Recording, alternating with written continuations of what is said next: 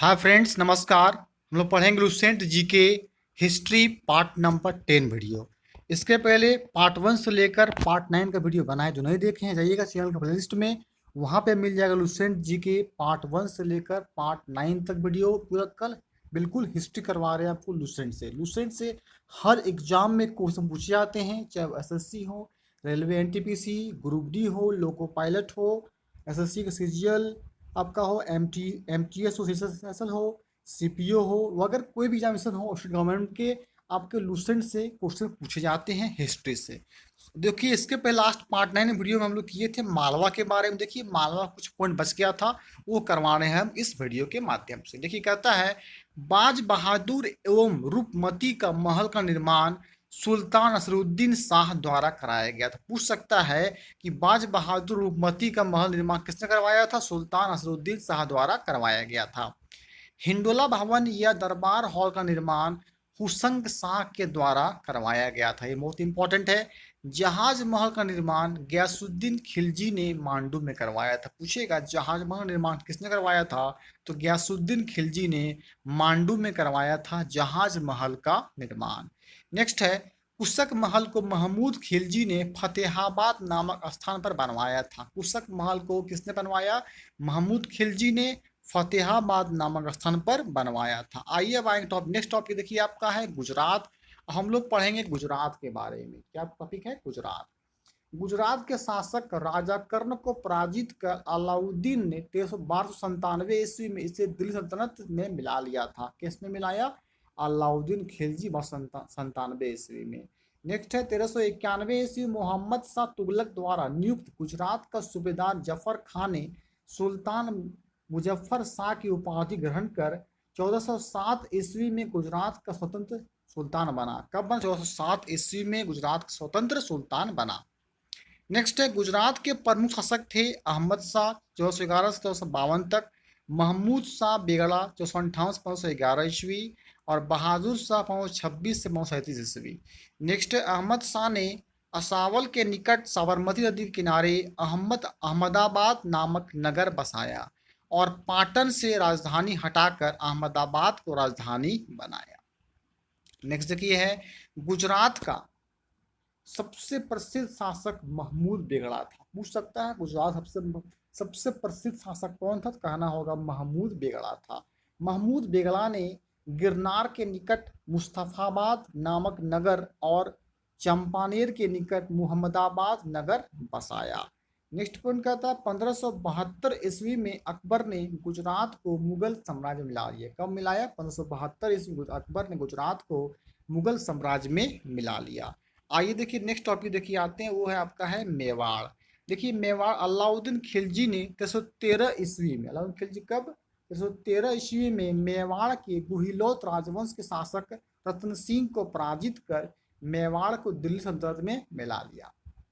Next है, गुहिलोत वंश की एक शाखा सिसोदिया वंश के हमीर देव ने मोहम्मद तुगलक को हराकर पूरे मेवाड़ स्वतंत्र करा लिया था। किसने हरा के पूरे मेवाड़ को स्वतंत्र करा लिया, आजाद कर लिया था। नेक्स्ट है, राणा कुंभा ने 1448 इसे देखिए बहुत इंपॉर्टेंट पॉइंट आया, ध्यान सुनिएगा इसको। जो इंपॉर्टेंट पॉइंट रहेगा उस पॉइंट को हम रिपीट करें ताकि आपको माइंड में याद हो जाए। वीडियो अच्छा लगे लाइक कर जरूर कीजिएगा और चैनल फर्स्ट टाइम हो सब्सक्राइब करके बेल आइकन को प्रेस कर लें।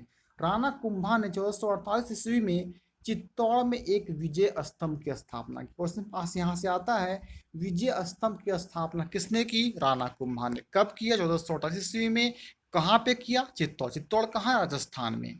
खानवा का युद्ध 527 ईस्वी में राणा सांगा एवं बाबर के बीच हुआ, जिसमें बाबर विजयी हुआ। देखिए, खानवा का युद्ध बहुत इंपॉर्टेंट है। किसके बीच में हुआ? तो बाबर और राणा सांगा के बीच हुआ। तो इसमें जो है राणा, उसमें बाबर जो है जीत हुई थी। 1576 ईस्वी में हल्दी घाटी का युद्ध राणा प्रताप एवं अकबर के बीच हुआ, जिसमें अकबर विजयी हुआ। देखिएगा, 1576 ईस्वी में हल्दी घाटी का युद्ध दो लोगों के बीच हुआ था, राणा प्रताप और अकबर के बीच में अकबर जीता था। नेक्स्ट है, मेवाड़ की राजधानी चित्तौड़गढ़ थी। पूछेगा मेवाड़ की राजधानी कहाँ थी? कहना होगा चित्तौड़गढ़ थी मेवाड़ की राजधानी। जहांगीर ने मेवाड़ को मुगल साम्राज्य में मिला लिया था। बहुत इंपॉर्टेंट चीज है, मिला लिया था। आइए अब आते हैं नेक्स्ट पॉइंट, देखिए आपका है खानदेश।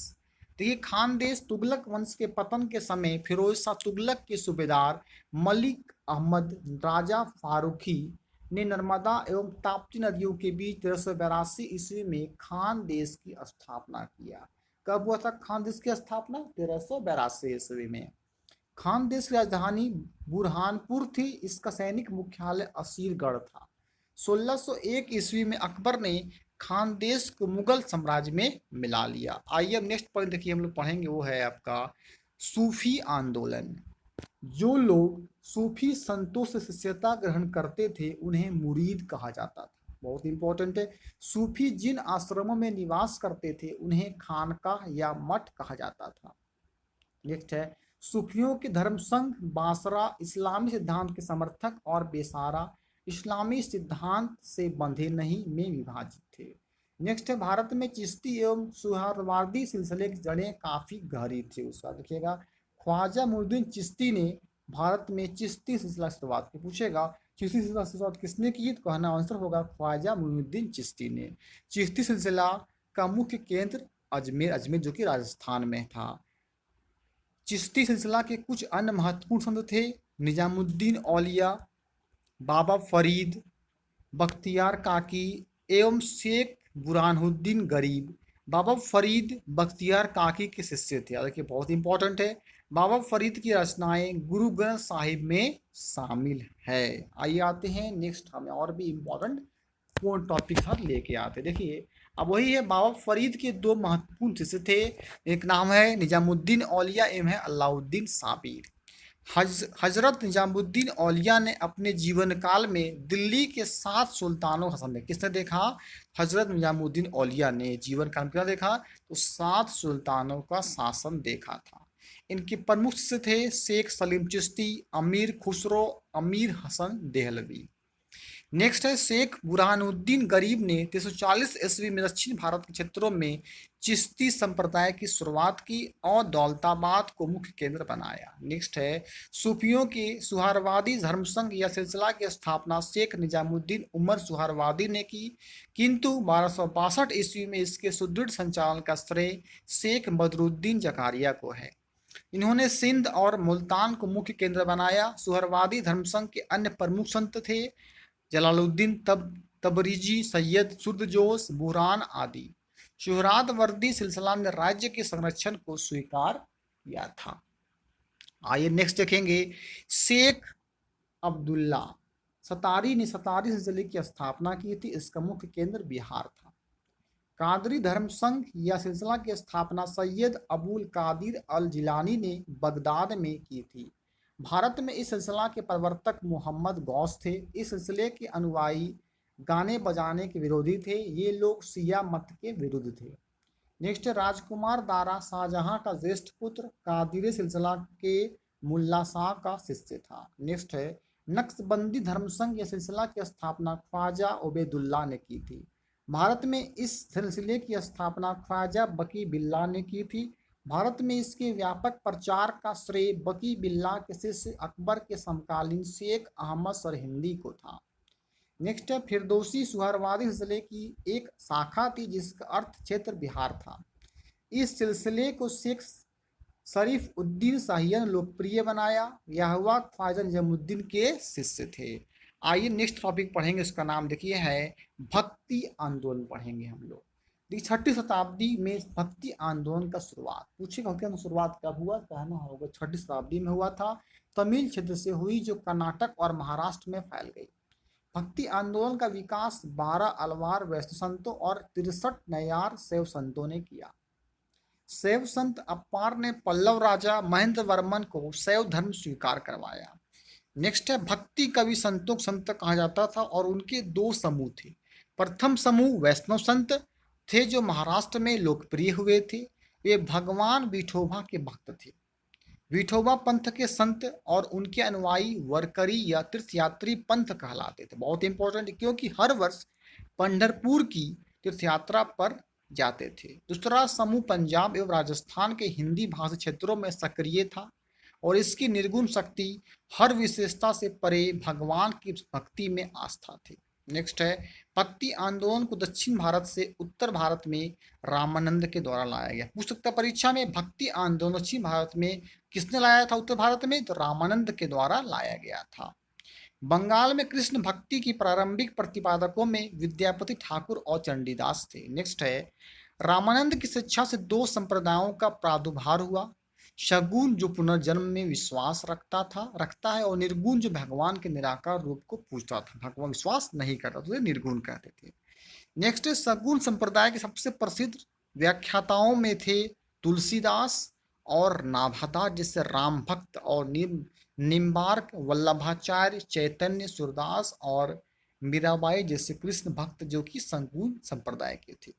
निर्गुण संप्रदाय के सबसे प्रसिद्ध प्रतिनिधि थे कबीर, जिन्हें भावी उत्तर भारतीय पंथों का आध्यात्मिक गुरु माना गया। देखिए कबीर को भारतीय पंथों का आध्यात्मिक गुरु माना गया है।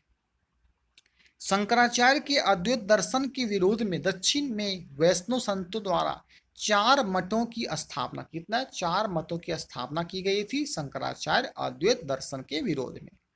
आइए वो जानें कौन कौन से हैं। देखिए दक्षिण में वैष्णव संतों द्वारा स्थापित 4 मत, श्री संप्रदाय रामानुजाचार्य विशिष्ट देवतावाद, ब्रह्म संप्रदाय माधवाचार्य द्वैतवाद, रुद्र संप्रदाय विष्णु स्वामी शुद्ध देवतावाद, सनकादिक संप्रदाय निम्बकाचार्य द्वैताद्वैतवाद। आइए नेक्स्ट टॉपिक देखिए पढ़ेंगे, वो आपका है भक्ति आंदोलन के संत। देखिए फर्स्ट है आपका रामानुजाचार्य। 11वीं शताब्दी में इन्होंने राम को अपना आराध्य माना। इनका जन्म 1017 ईस्वी में मद्रास के निकट पेरुम्बूर नामक स्थान पर हुआ था। किनका, रामानुजाचार्य का। 1137 ईस्वी में इनकी मृत्यु हो गई। रामानुज ने वेदांत में प्रशिक्षण अपने गुरु कांचीपुरम के यादव प्रकाश से प्राप्त किया था। बहुत इंपॉर्टेंट, किससे प्राप्त किया था, यादव प्रकाश से प्राप्त किया था। नेक्स्ट रखिए रामानंद का जन्म 1299 ईस्वी में प्रयाग में हुआ था। इनकी शिक्षा प्रयाग तथा वाराणसी में हुई। इन्होंने अपना संप्रदाय सभी जातियों के लिए खोल दिया। रामानुज की भांति इन्होंने भी भक्ति की मोक्ष का एकमात्र साधन स्वीकार किया। इन्होंने मर्यादा पुरुषोत्तम राम एवं सीता की आराधना को समाज के समक्ष रखा। इनके प्रमुख शिष्य थे रैदास, उसको बोलते हैं हरिजन, कबीर जुल्हा, धन्ना जाट, सेना नाई, पीपा राजपूत, मतलब इनके शिष्य थे। याद रखिएगा रामानंद के शिष्य कौन कौन थे, रैदास थे, कबीर थे, धन्ना, सेना और पीपा थे, सभी रामानंद के शिष्य थे। आइए आते हैं नेक्स्ट कबीर का जन्म 1440 ईस्वी में विवादास्पद में वाराणसी में एक विधवा ब्राह्मणी के गर्भ में से हुआ था। लोक लज्जा के भय से उसने नवजात शिशु को वाराणसी में लहरतारा के पास एक तालाब के समीप छोड़ दिया। मतलब वो विधवा जन्म हुई थी, इसी का तालाब के पास क्या किया, वो छोड़ दी। जुल्हा नीरू तथा उसकी पत्नी नीमा इस नवजात शिशु को अपने घर ले आए। इस बालक का नाम कबीर रखा गया। इन्होंने राम, रहीम, हजरत, अल्लाह आदि को एक ही ईश्वर के अनेक रूप माने। इन्होंने जाति प्रथा, धार्मिक कर्मकांड, माय आडंबर, मूर्ति पूजा, जप तप, अवतारवाद आदि का घोर विरोध करते हुए एकस्वरवाद में आस्था व्यक्त की एवं निराकार ब्रह्म की उपासना को महत्व दिया। निर्गुण भक्ति धारा से जुड़े कबीर ऐसे प्रथम भक्त थे जिन्होंने संत होने के बाद भी पूर्णतः गृहस्थ जीवन का निर्वाह किया। बहुत महत्वपूर्ण है, इनके अनुयायी कबीर पंथी कहलाए।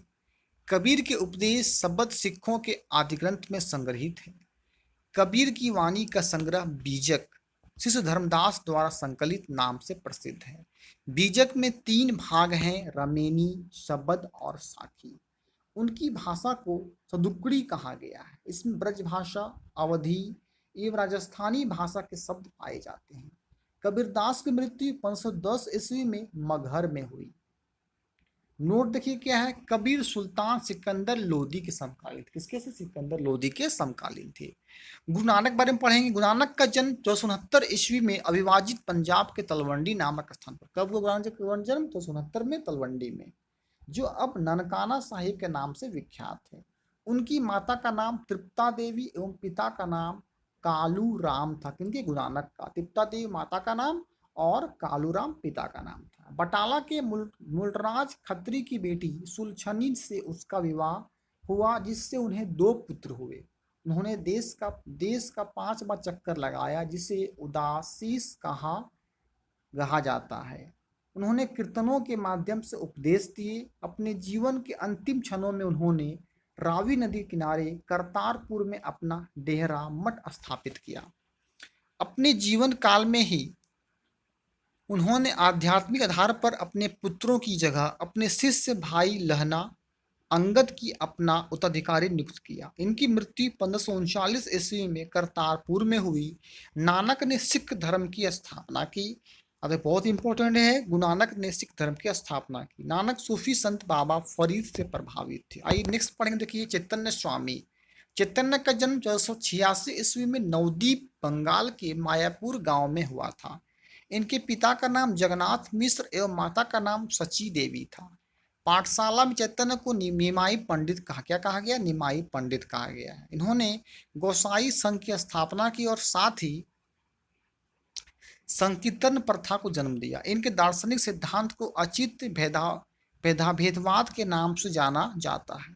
सन्यासी बनने के बाद बंगाल छोड़कर पूरी उड़ीसा चले गए, जहां उन्होंने 2 दशक तक भगवान जगन्नाथ की उपासना की थी। चैतन्य स्वामी, इनकी मृत्यु 1533 ईस्वी में हो गई। देखिए नेक्स्ट पढ़ेंगे श्री मद वल्लभाचार्य। श्री मद वल्लभाचार्य का जन्म 1479 ईस्वी में चंपारण वाराणसी में हुआ था। इनके पिता का नाम लक्ष्मण भट्ट तथा माता का नाम यलमगरू था। इनका विवाह महालक्ष्मी के साथ हुआ। इनके 2 पुत्र थे, गोपीनाथ जन्म 1511 ईस्वी था, विठलनाथ जन्म 1516 ईस्वी।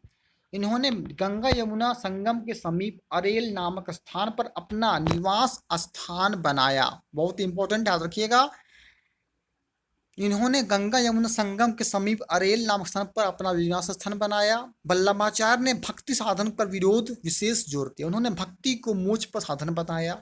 इनके भक्ति मार्ग को पुष्टि मार्ग कहते हैं। सूरदास 84 से 62 ईस्वी में वल्लभाचार्य के शिष्य थे। कौन? सूरदास।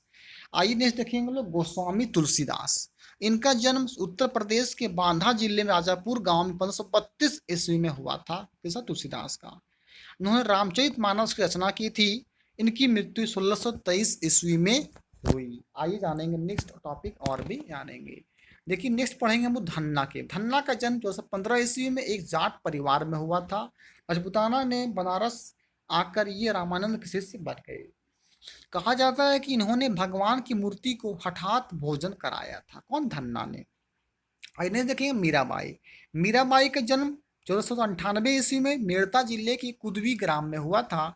इनके पिता का नाम रत्न सिंह राठौर था। इनका विवाह 1516 ईस्वी में राणा सांगा के बड़े पुत्र और युवराज भोजराज से हुआ था। अपने पति की मृत्यु के उपरांत ये पूर्णतः धर्मपरायण जीवन व्यतीत करने लगी। इन्होंने कृष्ण की उपासना प्रेमी एवं पति के रूप में की। इनके भक्ति गीत मुख्यतः ब्रजभाषा और आंशिक रूप से राजस्थानी में लिखे गए थे। याद रखिएगा, ब्रजभाषा में। तो इनकी कुछ कविताएं राजस्थानी में भी है। इनकी मृत्यु 1546 ईस्वी में हो गई थी। किनकी? मीराबाई का। आइए आते हैं रैदास। ये जाति से चमार थे और बनारस के रहने वाले थे। कौन? रैदास। ये रामानंद के 12 शिष्यों में एक थे। इनके पिता का नाम रघु तथा माता का नाम घुरबिनिया था। ये जूता बनाकर जीविकोपार्जन करते थे। इन्होंने रायदासी संप्रदाय की स्थापना की थी। देखिए नेक्स्ट पढ़ें दादू दयाल। ये कबीर के अनुयायी थे। इनका जन्म 1544 ईस्वी में अहमदाबाद में हुआ था। दादू दयाल का। इनका संबंध धूनिया जाति से था। सांभर में आकर इन्होंने ब्रह्म संप्रदाय की स्थापना की। अकबर ने धार्मिक चर्चा के लिए इन्हें एक बार फतेहपुर सिकरी बुलाया था। इन्होंने निपख नामक आंदोलन शुरुआत की। इन्होंने दादू दयाल ने निपख नामक आंदोलन की शुरुआत की। इनकी मृत्यु 1603 ईस्वी में हो गई। सूरदास 1596 से 1689 दादू के शिष्य थे। नेक्स्ट देखिए शंकर देव 1449 से 1569 ईस्वी। इन्होंने भक्ति आंदोलन का प्रचार प्रसार असम में किया। ये चैतन्य के समकालीन थे। आइए नेक्स्ट हम हेडिंग पढ़ेंगे, बहुत इंपॉर्टेंट, वो है आपका मुगल साम्राज्य। मुगल वंश का संस्थापक याद रखिएगा बाबर था। बाबर एवं उत्तरवर्ती मुगल शासक तुर्क एवं सुन्नी मुसलमान थे। बाबर ने मुगल वंश की स्थापना के साथ ही पद पातशाही की स्थापना भी की थी, जिसके तहत शासक को बादशाह कहा जाता था। बहुत इंपॉर्टेंट, मुगल वंश का पूछे संस्थापक बाबर कहना होगा। आइए, बाबर देखिए कार्यकाल 26 से 35 ईस्वी तक था। बाबर का जन्म फरवरी 1483 ईस्वी में हुआ था। इसके पिता का नाम उमर शेख मिर्जा फरगना नाम छोटे राज्य के शासक थे। फरगना की गद्दी पर 8 जून 1494 ईस्वी में बैठा। बाबर ने 1507 ईस्वी में बादशाह की उपाधि धारण की। कब किया? बादशाह के 1507 ईस्वी में, जिसे अब तक किसी तैमूर शासक ने धारण नहीं की थी। बाबर के 4 पुत्र थे, हुमायूं, कामरान, अस्करी था हिंदाल। देखिएगा, हुमायूं, कामरान, अस्करी, हिंदाल, ये 4 पुत्र। बाबर ने भारत पर 5 बार आक्रमण किया। बाबर का भारत के विरुद्ध किया गया प्रथम अभियान 519 ईस्वी में यूसुफ जाई जाति के विरुद्ध था। इस अभियान में बाबर ने बाजोर और भेरा को अपने अधिकार में कर लिया। बहुत इंपॉर्टेंट है। पानीपत के प्रथम युद्ध में बाबर ने पहली बार तुगलमा युद्ध नीति यानी कि तोपखाने का प्रयोग किया। सबसे तोपखाने का प्रयोग किसने किया था? बाबर ने किया था पानीपत के प्रथम युद्ध में। उस्ताद अली एवं मुस्तफ़ा बाबर के 2 प्रसिद्ध निशानेबाज थे, जिसने पानीपत के प्रथम युद्ध में भाग लिया। देखिए, आते हैं बाबर द्वारा लड़े गए 4 प्रमुख युद्ध की। कौन कौन युद्ध हैं?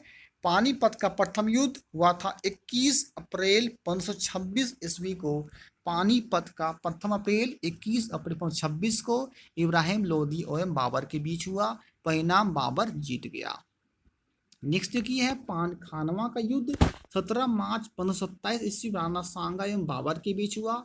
बाबर इसमें जीत गया, विजयी हो गया। नेक्स्ट है चंदेरी का युद्ध 29 जनवरी 1528 ईस्वी को हुआ। मेदनी राय एवं बाबर के बीच, इसमें बाबर जीत गया। नेक्स्ट देखिए है घाघरा का युद्ध 6 मई 1529 ईस्वी को घाघरा का युद्ध हुआ था। देखिएगा, 6 मई 1529 ईस्वी को अफगानों एवं बाबर के बीच हुआ। इसमें से बाबर विजयी है, बाबर जीत गया। यानी कि चारों जो युद्ध हुआ आपका, पानीपत का प्रथम युद्ध, खानवा का युद्ध, चंदेरी का युद्ध, घाघरा का युद्ध, क्या कहेंगे? पानी पियो, खाना खाओ, चलो घर। ये कोई ट्रिक आपका याद रखिएगा। इब्राहिम लोदी मध्यकाल का प्रथम शासक था जो युद्ध स्थल में मारा गया। इसके साथ उसका मित्र ग्वालियर के राजा विक्रमजीत की भी युद्ध स्थल में मारा गया। नेक्स्ट की आपका इंपॉर्टेंट है नोट, हुमायूं ने कोहिनूर हीरा ग्वालियर के दिवंगत राजा विक्रमजीत के परिवार से प्राप्त किया था। किसने प्राप्त किया था? तो विक्रमजीत के परिवार से प्राप्त किया था हुमायूं ने कोहिनूर हीरा। अब हम पढ़ेंगे नेक्स्ट वीडियो में बाबर और उसके बेटा हुमायूं, जितना भी आपका जो है मुगल साम्राज्य, वो हम नेक्स्ट वीडियो में कवर करेंगे। वीडियो अच्छा लगा अभी तो लाइक नहीं किया, लाइक कर दीजिएगा, शेयर अधिक से अधिक इसको शेयर भी करें। और आपको लास्ट तक वॉच करने के लिए थैंक यू। फिर मिलते हैं नेक्स्ट वीडियो में।